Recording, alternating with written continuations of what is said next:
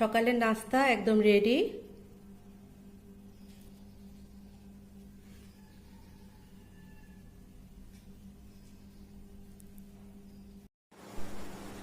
আমার সকালের চাটা একদম রেডি হয়ে গেছে। এখন আমি চাটা ঢেলে নিচ্ছি কাপে।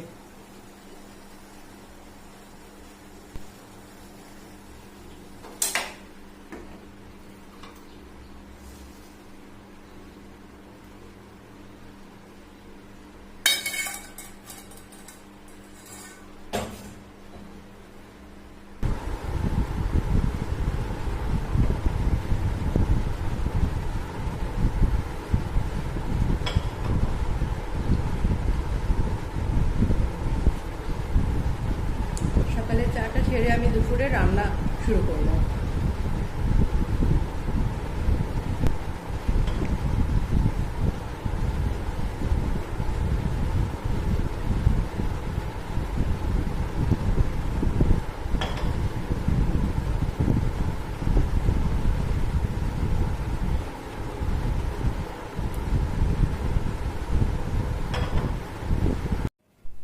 সকালের নাস্তাটা শেষ করলাম। এখন রুমে গিয়ে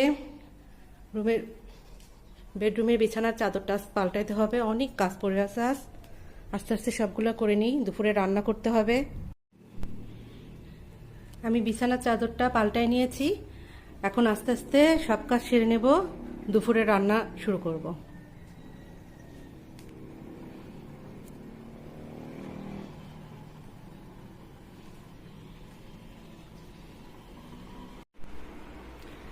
এই রুমের বিছানাটাও আমি গুছিয়ে নিয়েছি।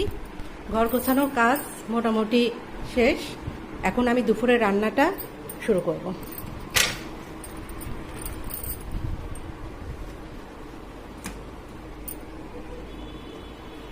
আমি আজ দুপুরে পেঁপে আলু দিয়ে ডিম রান্না করব। তেলের ভিতর পেঁয়াজ দিয়ে দিয়েছি। একে একে মশলা সব দিয়ে দিব। জিরা রসুন বাটা দিয়ে দিচ্ছি, আদা বাটা দিয়ে দিচ্ছি,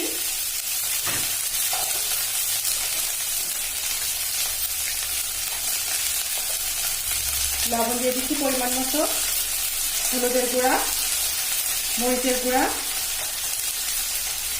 ধনিয়া গুঁড়া দিয়ে দিচ্ছি।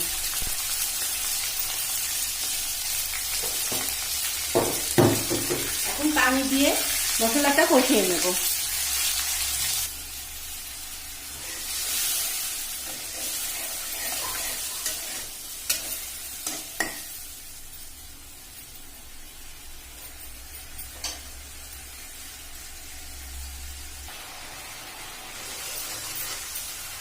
আমার মশলা কষানো হয়েই গেছে প্রায়। মশলা কষানো হয়ে গেলে আমি পেঁপে আর আলুটা দিয়ে দিব।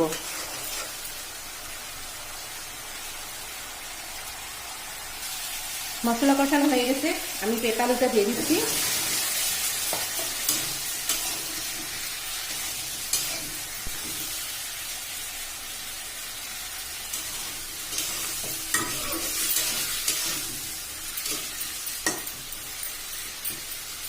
এবার আমি ঢাকনা দিয়ে ঢেকে কিছুক্ষণ কষায় নেব তরকারিটা।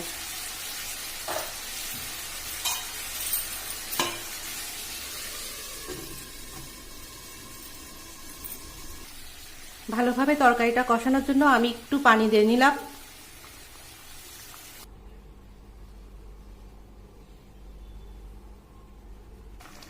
আমি তরকারিতে ঝোলের পানি দিয়ে দিয়েছিলাম। ফুটে ওঠার পর ডিম দিয়ে এগুলো দিয়ে দিয়েছি। আমি এখন তরকারির ভিতর জিরা ভেজে রাখা দিয়ে দিচ্ছি।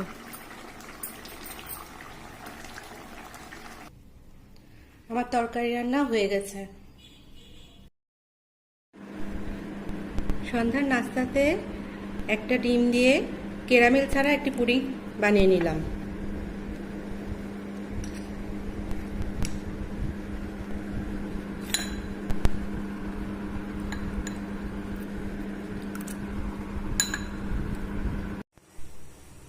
আজকে রাতের খাবারে লাউ দিয়ে মাছ রান্না করে রেখেছি, সাথে ডাউল আছে। চুলাতে ভাত বসিয়ে দিয়েছি।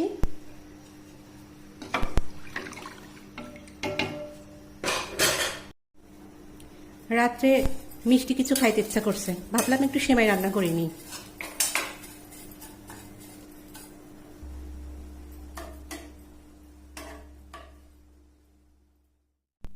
আমার ভিডিওগুলো যদি আপনাদের ভালো লেগে থাকে তাহলে অবশ্যই লাইক, কমেন্টস এবং শেয়ার করবেন আর সাবস্ক্রাইব করে দিবেন। আজকের মতো এখানেই বিদায় নিচ্ছি। সবাই ভালো থাকবেন। আল্লাহ হাফেজ।